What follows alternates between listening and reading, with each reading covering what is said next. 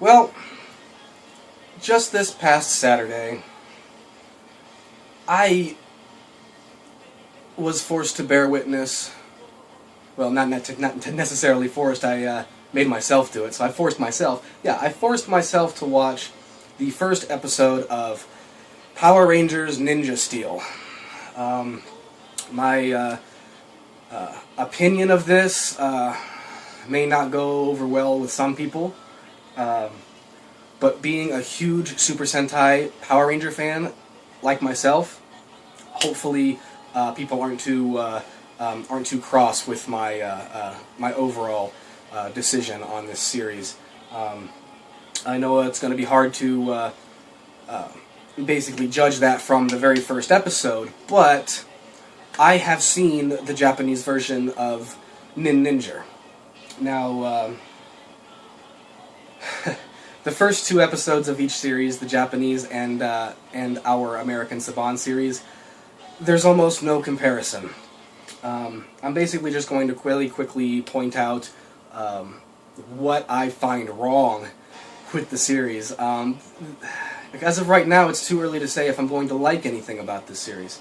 But before I start basically giving you my opinion on this first episode, I'm just going to go ahead and mention that Saban has done it again. He not only skipped, let's see, we got now 2 series that Saban has skipped just because he's trying to save time and condense series together. I don't know exactly what he's doing, but first he went and skipped Go Busters. Big no-no. Big no-no. He should have never have done this. It would have been an awesome series here in America. Come on. What's not to like about how cool those look? I guess he wanted to stick maybe with more traditional-looking Rangers, more spandex instead of leather, but, you know... But he's skipping perfectly legitimate Power Ranger series as well, along with just stuff that's a little more obscure like this. But first he skipped this in 2012. He went straight from Gokaiger, or Super Mega Force, skipped this to go to Dino Charge. And while I liked Dino Charge, it still wasn't the best American series ever. I honestly think if he had done this instead of Dino Charge, or maybe just before Dino Charge, everything would have come together a little bit more, a little more full circle. It would have felt a little bit more complete. But yeah, I mean, this is back in 2012, and it's 2017 now. So I think he's a little late. Even if he wanted to adapt this now, there's no way he could. So we're just going to go ahead and put that down. Dino Charge is now over with, or Dino Supercharge, but which my overall opinion of that is a little bit jaded. The Japanese version, Ziden Sentai Kyoryuger, was much, much better than our American rendition, Dino Charge. That's just the way it is. My opinion is where most of the Japanese series are better than the American series. There's only a couple instances where I can basically just go out and flat out say that the American series were better than the Japanese versions. One that comes to mind, Dino Thunder. Way better than Aba Ranger. That's my opinion of that. But, like I said, 2012 he skipped Go Busters, and now he has skipped ToQger. Why? Kids love trains, people. Adults love trains. They sold more toys from this series in Japan than I believe more toys than they sold for Gokaiger, for Super Mega Force in Japan, which is crazy. But that's just because of how unique, original, and collectible that the toys from this series were. No reason he should have skipped this. No reason whatsoever. And this was Japan's 2014 series. So we're now 3 years behind on this one. So, getting on to my quick little review of the first episode of Power Rangers Ninja Steel. I believe the episode was called Return of the Prism. The episode basically starts with a father Master Ninja passing on knowledge to his son. who is an up-and-coming ninja. Now, things happen, monsters come and they steal the prism, they kidnap his son, and then all of a sudden we skip to 10 years later, and it's the present day. The kidnapped son is working on the spaceship of the people, of the monsters who kidnapped him. He's obviously a teenager now, probably 17, 18, something like that. Why skip 10 years? Why do that? I hate that whole, 10 years later or 10 years before thing. Just start on the present timeline, like they do in the Japan series. There's no reason to mess with timelines, just to basically make your story more convoluted, more complicated. There's no reason for that. So yeah, it's basically father seeking revenge, trying to get his son back, while the son is trying to find the father and get back with his family. First thing I'm going to talk about when it comes to the monsters that kidnapped the son of the Red Ranger that we saw in the first show. Obviously, his son becomes the Red Ranger. I'll get to all that. But first, like I said, I wanted to point out the inaccuracies. Really, really, really bad inaccuracies. Number one, we see the Red Ranger working, I guess, as a prisoner on the monster spaceship. The monsters who captured him when he was a child had him for all this time. I guess they call him prisoner, but it looks like he's just the ship's janitor from what I've seen. Now, here's where it starts getting very, very inaccurate. First off, you'll notice the first scene you see the teenage Red Ranger. He is with a robot companion, much, much like the buddy droids from Tokimei Sentai Go Busters. Just wow. In Nin Ninja, the Japanese version of Ninja Steel, that does not exist. The robot that you saw is actually Shinobi Maru, is the Red Ranger, or Aka Ninja's, the Red Ranger's Zord. It's not human-sized, it doesn't talk. Again, trying to incorporate things from Go Busters into this series, when it would have just been better to do Go Busters. I almost have no words for this. Second inaccuracy, literally, it was like the first scene after, the 10 years after he was captured. They open up on the monster ship, they're having some kind of a Warriors tournament to decide who gets to pull one of the ninja stars from the prism. None of the monsters can do it so far. They're all getting, they try to reach in, they get zapped, they get put in the hospital. So, obviously we know no monster is going to be able to grab a ninja star, one of the Rangers' ninja stars. However, what I want to point out is that the announcer for the matches on this ship, this is a monster that is recycled from ToQger. From this series right here, which he just skipped. So if you're going to use story assets, and you're going to use recycled monsters from series that you just plain skipped, what the fuck were you thinking, Saban? It wasn't, it was the monster, it's the steampunk monster from ToQger that's got the steampunk skeletal look to him. He's got the spine going up the back, all leather, black top hat, sword cane. Yeah, sounds cool, right? Not the way they did it this time. This time, again, they recycled him, they put him in for a few scenes. I don't even know if they're going to have him in the rest of the series or not. Probably not, because that's Saban for you. They gave him a different face, a whole different face. Maybe because maybe the goggle, long nose, the whole Italian Renaissance masquerade look. Maybe that was a little bit too creepy and or maybe phallic for some viewers to handle. Yes, I used that word. You know how soccer moms can be when it comes to their kids watching certain things. Which brings me to my next inaccuracy of this series, which is probably the most heinous inaccuracy that you can do in a Power Rangers series, Saban. Yeah, I'm talking directly to Saban. I hope he sees this. I really do.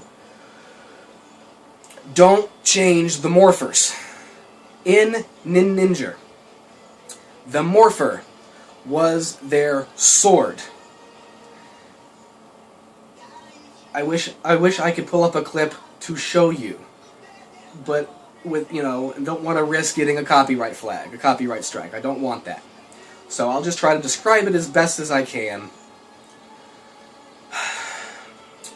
In Nin Ninja, their morphers were their swords. They would attach the ninja stars to the hilt of the sword, do the morphing motion, spin the star, and they would transform. Simple as that. No, now we have the Ninja Star Battle Morphers, which are basically just this little handheld shuriken, hunk of plastic looking thing that they attach the stars to and hold out. There was one other series that Saban did where they changed the Morpher. Power Rangers Jungle Fury. Now I know Disney produced that series, but Saban was still the head honcho. He was still the director, still had creative control. Why you changed their gauntlet morphers from Jungle Fury into sunglasses was idiotic beyond belief. You shouldn't have done that. Even with Dino Charge, you kept the morphers their Gabba revolvers, their blasters, their morphin blasters. You kept those. That wasn't obviously too violent for some soccer moms. But what? We can have gun morphers, but we can't have sword morphers? Where's the logic in that? The fans would have much preferred that you kept the sword morphers intact. Now I can easily see later on down the line in the series, they are going to take the Gold Ranger, or Star Ninja, from Nin Ninja. In the American series, they're going to obviously just call him Gold Ranger, obviously. But in Nin Ninja, he uses a hamburger morpher. I know what you're thinking. Yes, that sounds stupid. And yeah, it might be to a lot of people. He inserts his Ninja Star into the burger, closes it like a sandwich, spins it, and transforms. But after he transforms, he has a guitar blade that he uses as a weapon. I can easily see them basically changing the burger morpher for the Gold Ranger, and basically just having him use the guitar as his morpher, the guitar blade. So basically, you're not just changing the morphers of the original 5 Rangers in the series, but you're changing the morpher of the Gold Ranger, the Special Ranger, as well. Again, big no-no. The one thing you should have never done. At this point, you can probably change as much as you want with the American series when it comes to the story or the villains, but you have to keep, you must, it is imperative that you keep the Rangers themselves intact. You need to keep their morphers the same, you need to keep their look the same. If they're related to each other, they need to be related to each other. Like Magi Ranger, just making the two, or Mystic Force, just making the two sisters, the two girls, sisters. In the Japanese version, they were all brothers and sisters, and they were looking for their mother. So, the inaccuracies have been bad in the past, but now they're starting to slip and getting intolerable. I really hope that Saban is done skipping series. I don't care if we get behind 3 or 4 years on series. That's Saban's fault, because he wants to drag out one series for 2 years. When in Japan, they show a series every year. Every year, there's a new series. Here in America, we're lucky if we get a new series every 2 years. Because he wants to condense, compile, confuse, and draw it out. Which makes no sense, because he's lessening the amount of episodes there are. There's usually about 50 or so episodes in Japan for each series. Here in America, there's like barely 40 now. So you're drawing out less episodes with a longer time. That's just unacceptable. You're playing on people's stupidity and ignorance. You just want to sell toys, Saban. I understand. Problem is, there are fans, true fans out there, who enjoy the series much, much more than the toys, okay? I am a full-grown man. I am 33 years old. I love Power Rangers and Super Sentai. I know it sounds geeky. I know it sounds cheesy and campy. I can't get enough of it. It fills me up with so much joy that I can't describe. I don't know what it is. If someone asks me, why do you like it so much, I'll just say, have you watched it? Simple as that. Enough said. So, my overall first opinion of the first episode of Power Rangers Ninja Steel is they better step up their game real quick, because the story was lacking. They compiled too much stuff from other series. They're basically they shoved this first episode down our throats. And my phone has to ring every single time I'm trying to record a review of something. You know what? I'm not going to edit it out. I don't have time today. So, let me go ahead and leave you with this last final opinion. I am going to go ahead and do, I think, a review of every single episode at this point. To conclude this review, the Red Ranger escapes from the ship, lands on Earth with his buddy droid, his robot companion, and with the Ninja Stars, he is confronted by a monster. He's able to pull his red Ninja Star out of the prism, along with the blue and pink Ranger of this series, which we were also introduced to in this episode. So at the end of this episode, we got to see the red, blue, and pink Ninja Rangers. So I guess that's a start, but usually at the end of every first Super Sentai episode in Japan, it usually ends with all main 5 Rangers in a fight. So again, it's Saban drawing stuff out again. So yeah, red, blue, and pink have their powers. They defeated one monster very, very easily. I think comedically easy. They ended the episode very, very quickly, very, very rushed, and I guess this Saturday I'll find out what episode 2 is in store. So let's keep our fingers crossed, because this first episode was not up to par. Not up to par. So yeah, until the next review, guys, Rangers, ready, go.